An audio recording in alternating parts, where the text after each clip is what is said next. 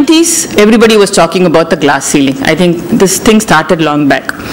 And this was basically what? Women who had turned away from the threshold of power, mainly because they were women. That was what the glass ceiling was all about. There was an invisible ceiling and they broke it. A decade later, I think the talk is, yes, about the glass ceiling. But I think there is another bigger problem, obstacle that women face, and I call this the maternal wall. Wherever you look at, it's not the glass ceiling, it's the maternal wall that hits a lot of women going up the ladder. When you look at attrition, and as somebody in HR, I think that's my job all the time, men leave organizations for organization reasons, for more salary, for better role, etc. Women do leave it, but more women leave it for personal reasons. They leave because of marriage, they leave because of children, because they don't have care for children, because the husband is from another city, they have to relocate. So I think the maternal wall is something that organizations need to worry about when we talk about women being successful at work. And very often women do return to work, but what happens is when they come back, they're one step lower.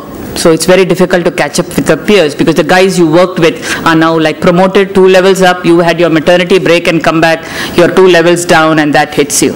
So that's something I think we need to really look about. I don't know how many of you women have read a 2003 article which was published in the New York Times, which was called the Opt-out Revolution.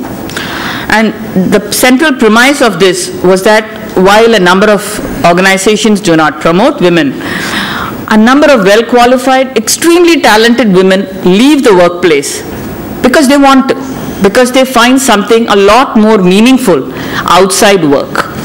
And these are the women who find that bringing up kids, bringing up the family, bringing up the home is maybe a lot more exciting than going up the corporate ladder. Nothing good or nothing bad about it. But I think there are a number of women who succeed just being out of the workplace. And I think we have to give due respect to them and say that, hey, everybody need not just be a success at work. I think at a campus, one of the things that you need to look at is most campuses you go to, you would find a lot of women worrying about some aspect of combining work, marriage, children, career, stuff like that. You'll hardly find men worrying about these things. And I think that's something that consciously all of us have to take a decision about. When I was initially given this topic, we talked about the 3 E's. I was told that that's one of the subjects here. We're talking about the 3 E's. Actually, I didn't know what the 3 E's were. I wrote back to Manika and said, what do you mean by 3 E's? Because I talk of 4 E's of Jack Welch. That's what I love. So I said, what's this? What have you done with one of the E's? So I was told that these 3 E's are education, experience, and exposure. And the first thing that when I heard this, I thought of women with education, women with exposure, women with experience. I just thought of one organization. 7 women, 1959, no education, no experience, no exposure, borrowed 80 rupees, started an enterprise, today has 42,000 workers, has a turnover of 500 crores, out of which 250 crores is exports, 65 branches, 37 divisions, Businesswoman of the Year 2002, FMCG company, Lijjat Papad. Amazing story. No education, no experience, no exposure. What did they have? They needed to do well in life. These women were in the Girgaon terraces, they had to succeed in life, and they did very well. So looking at all of you from MBA schools, yes, you're doing a lot. There's a lot of management, there's a lot of education, there's a lot of inputs going into all of you. But I think all of this goes beyond a lot of this. Not everybody from an MBA school becomes a Kiran Shah. Not everybody from an MBA school also does badly. There are pluses and minuses. So what I think all of you need to have, and which is what every speaker is talking about, is the personal drive. It's what each and every one of you has to be happy. I think ultimately it comes down to doing what makes you happy. Because you need to realize that if you think that being happy is being CEO of a company, you will very soon be unhappy. Because the day you become CEO of a company, you will want to be chairman. And then you will want to be chairman of the world's biggest company. And then you will want to have multiple branches. So if you do all this by 35, I have no idea what you're going to do for the rest 30 years. That's when you will get into community service. Because you will say, I have achieved it all.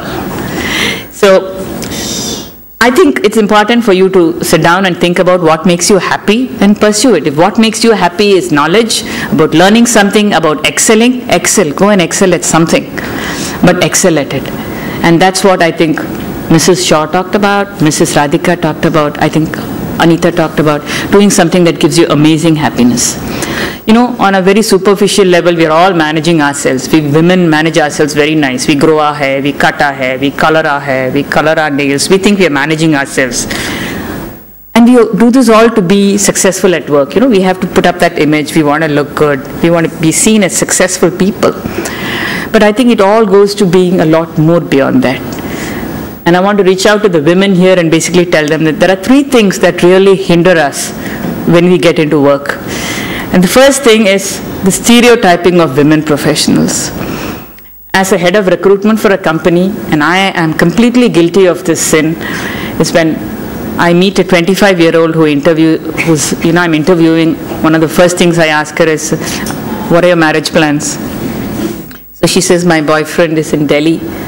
And when do you plan to get married?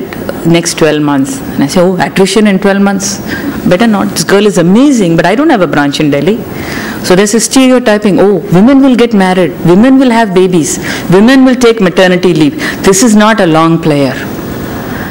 And that's a big sin that all management people inflict on women. And somehow women have to get out of this. The second thing is a personal sense of guilt. I have a number of women in my company. Being in HR, almost 70% of my team is women. And one of the things, all of them come back from maternity leave and talk is, you know, my kid might start walking anytime and I won't be there to see the first step. I won't be there to see this and see that. I think a lot of women go through this personal sense of guilt. That are we doing the right thing? What will happen? Will my child become a drug addict because I'm a successful corporate woman? Because I'm spending 12 hours of work? That's another thing. And the third is the proverbial glass ceiling. Yes. Luckily, in my industry, it's not there. IT, I have never seen it at all in my career. I think in a lot of advertising, maybe it is not there. Maybe in media, it's not there. But I think it is there. Again, we are talking to a very elite audience here. I'm not talking about the women in Rajasthan and Bihar who I think have all these problems, but I don't think we are addressing that segment today. But in the corporate world today, at least in India, I don't think we see that problem. On a lighter note, I think they say that women have to work twice as hard as men to do their job well. They also say, luckily, it isn't so hard. So that's a hit for all the men here. But I don't really believe in it because